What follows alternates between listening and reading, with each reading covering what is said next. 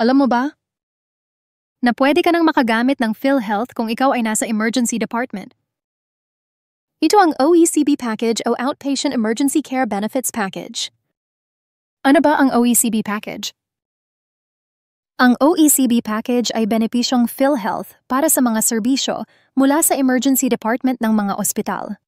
Ang package ay naglalayon na matulungang bayaran ang gastusin ng mga pasyenteng nangangailangan ng agarang lunas o ang tinatawag na urgent at emergent care na hindi kailangang ma-admit o ma-confine. Sino ang maaaring mag-avail ng OECB Package? Lahat ng miyembro ng PhilHealth ay maaaring makapag-avail ng OECB Package. Alinsunod sa UHC Law, ang bawat Pilipino ay automatikong miyembro at mabibigyan ng immediate eligibility sa ilalim ng National Health Insurance Program, NHIP. Saan maaring ma-avail ang OECB Package? OECB Package ay magagamit sa lahat ng mga PhilHealth accredited hospital, public o private. Anong mga serbisyo ang sakop ng OECB Package?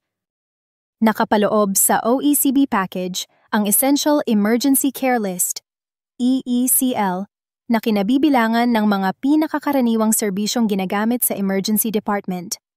Kasama sa EECL ang consultation fee, diagnostics, laboratory, imaging at mga gamot.